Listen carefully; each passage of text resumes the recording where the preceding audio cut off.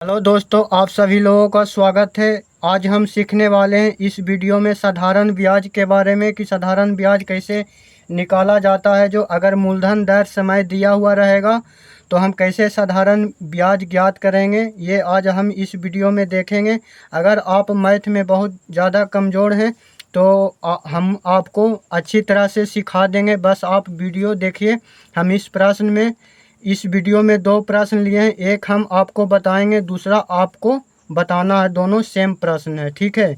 तो आइए हम इसको पहला हम देखते हैं। कह रहा है प्रश्न में 1 लाख के मूलधन पर 2 वर्ष के लिए 12% वार्षिक ब्याज दर से साधारण ब्याज कितना होगा, ठीक है। और दूसरा प्रश्न है 20,000 की राशियों को 3 वर्ष के लिए 10% वार्षिक ब्याज दर से साधारण ब्याज कितना होगा, ठीक है। तो ये आपको बनाना है, ठीक है, और ये हम आपको बताते हैं। तो देखिए, साधारण ब्याज निकालने के लिए एक फार्मूला होता है, मूलधन गुने दर गुने समय बटा 100, ठीक है।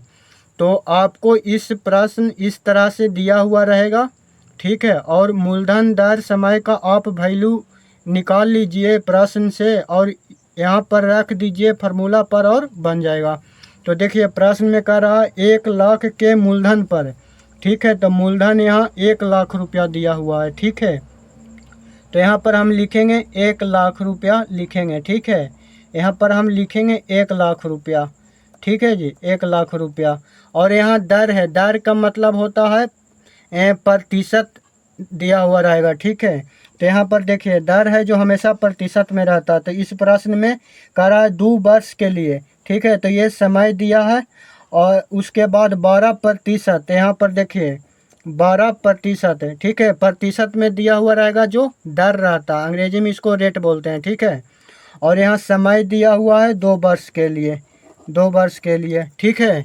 तो आप तीनों का वैल्यू निकाल लिए प्रश्न से, ठीक है। और यहाँ पर फिर रख दीजिए साधारण ब्याज बराबर मूलधन गुने दर गुने समय अपॉन 100 होता है, ठीक है। तो मूलधन के जगह पर 1 लाख है, तो हम यहाँ पर लिख देंगे 1 लाख रुपया, ठीक है जी। 1 लाख रुपया लिख देंगे और इस रुपया को नहीं लिखेंगे, ठीक है। गुना का चिन्ह है तो गुना का चिन्ह देंगे। फिर दर है 12%, तो सिर्फ हम 12 को लिखेंगे, प्रतिशत को नहीं लिखेंगे। तो यहाँ हो जाएगा 12। फिर गुना है तो गुना। फिर समय है 2 वर्ष, तो सिर्फ 2 लिखेंगे, ठीक है। उसके बाद 1 का चिन्ह दे देंगे और नीचे 100 है तो 100 लिखेंगे, ठीक है। अब यहाँ पर देखिए, काटा पीटी स्टार्ट करते हैं। तो ऊपर 5 जीरो है, नीचे 2 जीरो है ना।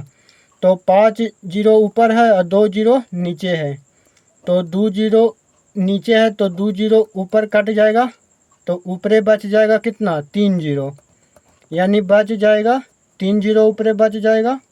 और फिर बचेगा 12, फिर बचेगा 2, ठीक है।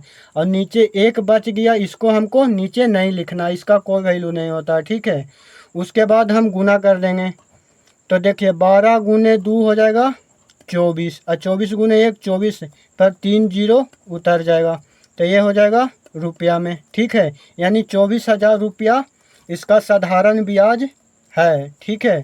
24,000 रुपया निकला साधारण ब्याज। अगर 1 लाख रुपया के मूलधन पर 2 वर्ष के लिए 12% वार्षिक ब्याज दर से साधारण ब्याज कितना होगा, ठीक है। तो इसका आंसर आ गया 24,000 रुपया आ गया, ठीक है। आई होप कि ये आपको अच्छा लगा होगा। और ये एक प्रश्न है, ठीक है, आप इसको बनाइए। कह रहा है 20,000 की राशियों को 3 वर्ष के लिए 10% वार्षिक ब्याज दर से साधारण ब्याज कितना होगा, ठीक है। तो इसमें मूलधन दिया हुआ है 20,000, ठीक है जी, और समय दिया हुआ है 3 वर्ष, और दर दिया हुआ है 10%, ठीक है, 10%।